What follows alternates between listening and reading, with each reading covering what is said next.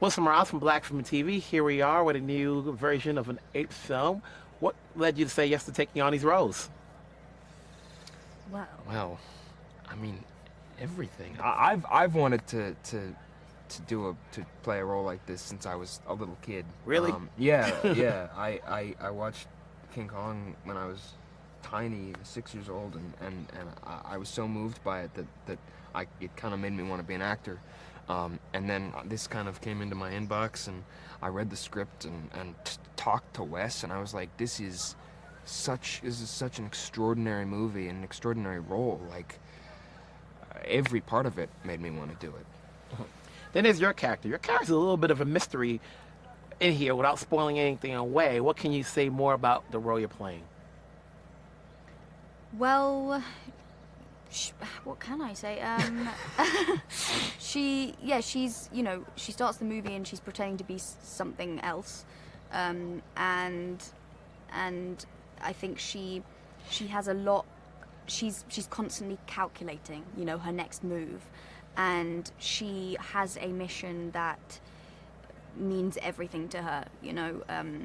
The people that have come before her, people that she loved, have tried to do what she's trying to do, and she has lost many people that she cares for. And so I think where she's at in the movie is she will do whatever it takes to complete that, because that's kind of all she has left. And she has the weight of humanity on her shoulders, but that is made all a lot more painful and difficult because of the awakening that this guy brings, Noah. Everything would have been a lot easier if she could have just continued to hate the apes in the way that she, but she sees something similar in him, Humanity and in me. yeah, and that doesn't make it as easy.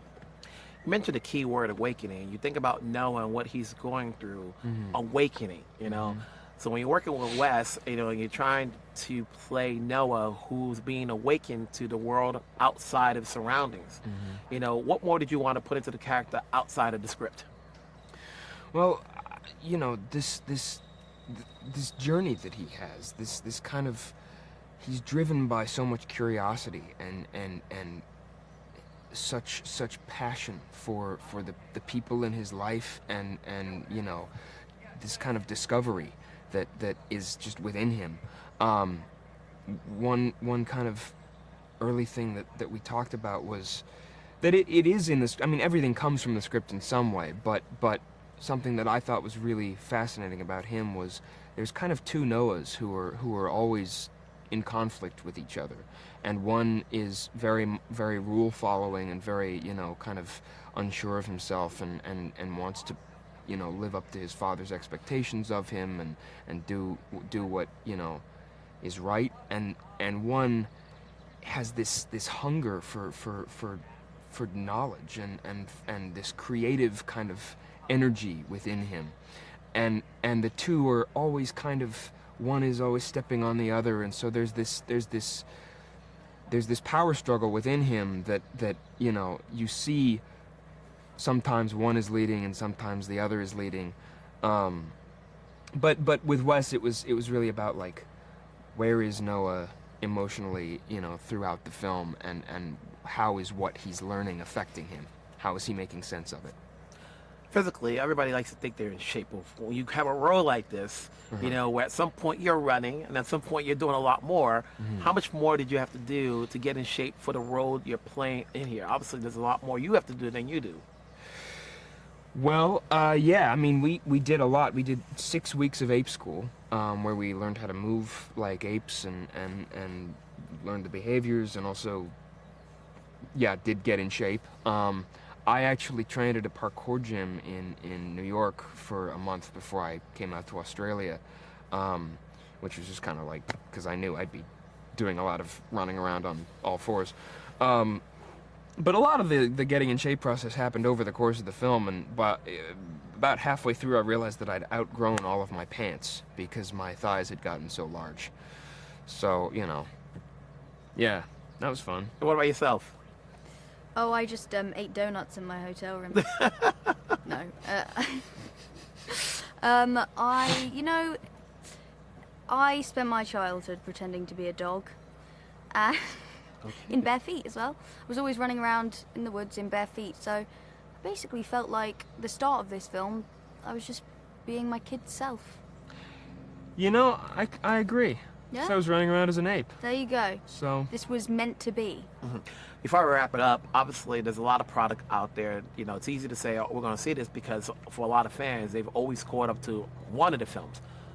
But for those who are totally spanking new, what's a good reason to see Kingdom of Planet of the Apes? If you want to, Kevin says this, but if you want to, you know, go to a movie and just sit and have some popcorn and escape and go into a world that is just stunning, then you can do that. And then if you want to also like open your mind to see all of the, you know, subtly woven themes and thoughts that are in there, then great. Like there's so much that you can unpack if you choose to, or maybe go see it a second time or a third time and see things. You know, get the tickets in. No, and see new. Oh my God, you've literally got a mosquito right there. Sorry, it's gone. I got rid of it. Oh, thanks. Congrats on the roles. Thank you. Congrats on the film. We'll talk down the road. Thank Thanks. you. Take care. Have a great Nice day. to meet you. Wilson Morales from Black Women TV. Here we are talking about a new version of Planet of the Apes. Let's start off with what led you to say yes to taking on these roles. Wow, I think it's wow. That's. Listen, I really wanted to do this What? because, like, not so much about the franchise and the legacy of the film and being a part of that, which I'm greatly honored to like have this be in for the rest of all time. You know what I mean? To be a part of this legacy, but as an actor, this is presented like I love the challenge. I love like a hard assignment. You know, like because you can, and even in the audition, you know, like it said, don't really try to ape around because that's just, you know, and I'm like, duh, because that's just gonna, you know, like be distracting. Try to find the essence of this character, and I'm like, this is the strangest, hardest audition I've had in a long time, and I'm so grateful and happy for it, and the challenge of it. So It was to a my meal. wife, I was like, I want to eat this. I want to do this. It was a buffet. Yeah, I It was was like, a buffet. Yeah, like- when I first heard about it, I was like, why are they messing with making another the one. last trilogy was perfect. Yeah. Like why are you messing with that? And then my said manager paycheck? said, just trust me, just read it, read the sides. And I read the sides, and I was like, who is this guy? I was like, Right. this is fantastic. How do I do this? And like Peter said, I didn't even think about the ape. I was just trying to play the most compelling version of the scene for the character. And then when I did my slate, then I kind of showed a little bit of my past with this whole, you know, Planet of the Apes since the '68 version. I was obsessed with, and I had my reserved space behind the couch that I would hide and peek over and look and go, oh my, the apes are talking, you know, and my mom would explain to me that they were just actors. It was a big part of why I wanted to become an actor. And so my slate, I shot down a darkened hallway, and I was in the dark, and my wife pressed record, and then I just charged in a full ape run at the camera, and then I got up and, you know, just said my name, and I don't know if it was the truth that I brought into the scene that came after that slate, or if it was the slate that got me the part, but I'm just so grateful I'm here. Is there anything you wanted to do in terms of playing the role, the physicality of the role, that's outside of what the script called for? Sure. I mean, well, backstory, you know, like my imagination work, like, and the things I'm thinking about. I even imagined that I had broken my jaw as a young orangutan. And so I purposely would, you know, offset my mouth just a little bit, just so that informs, like, how I'm connected physically and taking me away from Peter, right? That's one example of that. I kept thinking about this young bonobo who was gifted with this higher level of consciousness and intelligence, the ability to conceive outside of the present like most animals, to be able to conceive the future. And when he started to think about the future, it really made him nervous, because he was like, how are we going to hold on to this power? Because if the humans gain power again, what is that going to mean? So he started to learn everything that he could about human history, since the beginning of Homo sapiens from the planet Earth, and or what was available to him to read, and he really truly understood that if they get into power again, he's going to end up in cage. That all apedom is going to end up in cages or dead, because humans, that's how they roll. How would you best describe Rocka? I would describe him as an archaeologist, like super, super curious, spiritual,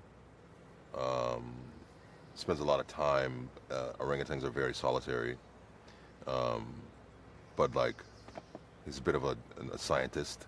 He conducts experiments, you know, like wanting to really get to know, like to repatch history, or to make a bridge. I think he's an optimist. Do you know what I mean? I think his sense of wonder about the world is like, he's just enamored by everything. Like he learns by different species of, you know, like there's he's just fascinated with life, right? And he has good mental health. he's got Now, Rocka, to clear one thing, Rocka's not from the last film, is it? not at all. This Okay. is 300 years Yes. later. We were wondering, like, can they live that long? So no, but like the legacies, stories, fables, they live longer than the actual truth of the events, right? You know, so he's, you know, conservationist in terms of like what it means to be an ape, the level of consciousness, you know, like we're in a Bronze Age with technology, in this film, but also a Bronze Age and sort of a Bronze Age of consciousness, like, and like I like that, you know, backstory you're sort of telling me about, like how the future comes to us, but not all collectively, but like in spurts, and then people make, you know, leaders and figures pop up because of enlightenment, like a, you know, I know this is a stretch, but like a John Coltrane or Charlie Parker, they thought he was crazy, like the way that he played music, but he was just ahead of his time. So they're in history, people come along and they're ahead of their time, and I think that Rocka is aware of all of that and aware of, like, but just doesn't have a context in which to put it in. But I think in his gut he knows the right way forward is together, but you know, he's putting it together on his own. You know? And it's Proximus Caesar. You know, just the title alone says very authoritative, you know, very powerful. You know, I was like, what can you say about this character? You know, we don't want to spoil anything. You know, he's a bonobo that's basically under the gun. You know, he's functioning with an by any means necessary kind of rationality. So it really informs the way that he approaches everything. I don't think that regularly Proximus would necessarily be like, go and kill these apes and these other tribes if they fight against you when you try to bring them to me. I think he's just thinking, by any means necessary, we have to get as many of the apes to this kingdom as soon as possible. And so he's constantly feels like he's under the gun to make things happen before it's too late. You know, so I just want to say congrats on the roles. Obviously, you know, this is a franchise that continues to go on. There's never a death in terms of the franchise, and this one will keep going. Yeah. So hopefully we'll see you down the road in other projects. If not coming back, we'll talk down the road. Yes, I love sir. it. Thank Yeah. you. It's great talking to you. Yeah. Thank you. Great talking to you. Wilson Morales from Black Film and TV. Obviously, we got a new Apes movie. You know, Yes. so what did you want to do differently to make it your own and not and make it stand apart from what people have seen throughout the years. Yeah. I mean, we're the 10th movie in this franchise.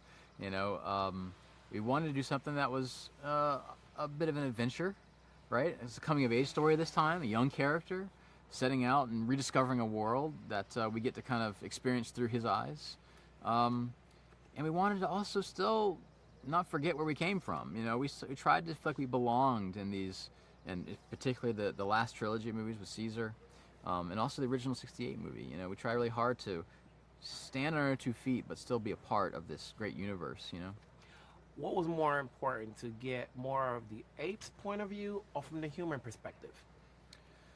Well, the way we kind of approached the story was that, you know, it begins what you think is a story about an ape named Noah. But by the end of it, you realize it's actually a story about an ape named Noah and a human named May. And at the core of these movies has always been the relationship between apes and humans, right? As a kind of a stand-in for our own kind of, you know, look at ourselves and how we deal with people that are different, right? And so that was our goal, really, is to kind of like lay out a great relationship between these two characters and how they learn stuff from each other, how they change each other, you know. And so the movie starts in the eyes of an ape, but it ends in kind of a place of, you know, these two distinct kind of points of view, I think. For you as a filmmaker, you've done trilogies before, Yeah, sure. but you're now part of this franchise IP property. What has evolved as your skills as a filmmaker taking on this type of role? Good question. Ask me in 10 years, maybe. You know, I mean, you learn something in every movie, for sure. Those Maze Runner movies were definitely great practice, especially in terms of execution and just the craft, you know. It's my first 3 movies. Learned a ton. And the same on this movie. I've learned a ton on this movie, and it's a completely different scale, you know. But yeah, I mean, it's just we put our nose down and we do the work and try our best to make a great story, you know, with cutting edge, you know, visuals, you know, and show people something that's, you know, thoughtful spectacle. You know what I mean? In the end, why should people come out and see a new version of? You just said yourself, it's the 10th film. Yeah. Sometimes when you get to the 10th or the 11th of a movie, people get a little tired. But even though this is something new, what's a good reason to come out? Especially now in theaters, when there's a lot more product out there between what's in movie, what's in the theaters, what's online, what's streaming, and so forth. Because who doesn't love apes on horses? I mean, this franchise has survived for so long. There's a reason why I just keep coming back to this thing, right? It captures our imagination in a way, and we've hopefully crafted something that is, you know, great fun for the theater. You know, you can enjoy stuff at home anytime, but to go into the theater and have this kind of big, giant collective dream with strangers in a dark theater on this with giant sound and, you know, giant picture, there's nothing like it, you know. And we spend a lot of time on crafting that experience for people and hope people enjoy it, you know. Did you ever talk to Andy Serkis regarding his role and what he can bring into this, as you have new actors? Yeah, I mean, I was making a movie with Matt Reeves and Andy Serkis before this movie, so I got to know them on that one, and that movie didn't work out, but that led me to this one, and so I already had a relationship with those guys, and early on, I showed Andy, you know, the script and concept art, and talked about where we were trying to go with this thing, and just looking for his thumbs up, making sure we were getting this thing right, you know, and he was instrumental, I think, in just kind of, you know, giving us his wisdom, you know, giving us his kind of all his experiences that he learned, and those guys really cracked how you make these movies. So we got to stand on their shoulders in this, and hopefully continue on and what is a bunch of great movies, you know. What makes you say yes to the projects you take? In terms of the technological Yeah, process? just like, you know, when you're ready to take on a project, you know, and Oh, I'm sure project. either people are coming to you like, I'd like you to take a look at this. Would you consider that? Yeah. What makes you say yes to whatever you do? If we can do something that feels like it's our own, you know, and that was the challenge on this movie. I wasn't sure we wanted to make this one at first, until we found a story that we really believed in, you know, and a story that we felt was original and in its own right, and also I grew up on this franchise, you know. I grew up on that original '68 movie, the last 3 trilogy. I'm a huge fan of these movies, so it was a thrill to be asked. And the question was, do we have the confidence going forward to kind of, you know, come up with a great story, great characters, and a great experience, and I think we have. You say you grew up on these movies. At what point did you have to go back? Did you ever at all go back to see these all at once, or did you watch them, different time periods? Yeah, different time periods probably, but we definitely in the very beginning, I familiarized myself with all the movies, the bad ones and the good ones, But after that, you kind of put that away, and then you set forth into the unknown, when you start this movie, and just trust your instincts, and all that kind of love and respect for the previous movies will find its way through. You know what I mean? When you work with the talent, obviously, some of them are in costume, some of them are not. How comfortable are you? Well, at what point do you tell them, be yourself as you're playing this role? Because there is a lot to go with. Yeah, that is part of the process that I learned a lot from Andy. Talking about the trust this process that you're working on the movie for so long it's incomplete. You're not seeing an ape. You're seeing a guy with funny dots on his face, and a big part of the thing for the actors was to go with this ape training. To really learn how to internalize and hold themselves and speak and just be an ape. So they're just in the moment on set. They're not thinking about that stuff. They're just being honest and truthful in the moment, as any actor would, right? And then you just trust that process, that we're working with some of the best visual effects artists in the world who have done this before, have proved that this works. And to trust that process, that conversion of the actor and all the little intricate details and all the little nuanced performance things translates in this amazing magical process as they become apes, And so yeah, it was a great learning experience, but it was a ton of fun, Between Maze and this movie, there's a lot you've learned behind the scenes. Sure. What is it that you would like to do where you can up the scale? Look, I'm not ever necessarily trying to top myself. I'm just trying to kind of learn something from each movie and bring it forward into the next. Try to tell a great story with characters that you believe in, and give people a fun time, in the theater. Obviously, the scale of this movie is massive. The budgets of the last three movies combined, the Maze Runner movies, are smaller than this one movie. So it's just a different level, and I'm working with incredible talent around me, But my goal is always to put the money on the screen, to punch above our weight class, to make it feel big and exciting and heartfelt. And that's kind of all I do for each movie, whether it's a small movie or a big movie, You're talking about money, and you're like, some filmmakers are comfortable with the budget they're given. Sure. Are you able to go back and forth when you're working on a project and you have the right amount of money to, like, okay, I can do it with what I have? Sure. Or are you that guy, like, I need more to complete the vision I want? I don't know. That's studio filmmaking there. You have a box that you're given, and you have to fit it. You know what I mean? There's Maze Runner movies, the first movie was $34 million and made $340 million. The return on investment was great. We try very hard to put the money on the screen and to do a lot with a little. A lot of that comes with, I'm fairly familiar with the tool set and visual effects, and speaking the language of just what it takes to make a movie. I've learned a ton in that regards. But we try to be responsible financially is what we try to do. But I haven't had to go back. Every movie seems to get getting bigger, so we'll see what happens in the future. Just want to say congrats on this movie. Congrats, obviously, Thanks. on bringing the franchise back. People Yeah. are looking forward to seeing a new, hopefully, trilogy. Yeah. We'll see. If we're lucky. Yeah. Hey, let's hope so. Yeah. The others have done well. That's right. We shouldn't expect less. I hope so. Yeah. Take care. Take care. Thanks.